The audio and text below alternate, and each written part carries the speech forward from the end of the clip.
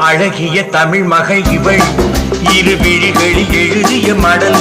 மெல்ல மொழிவது உறவெனும் குரல் படித்தால் ரசிக்கும் கனிபோ இனி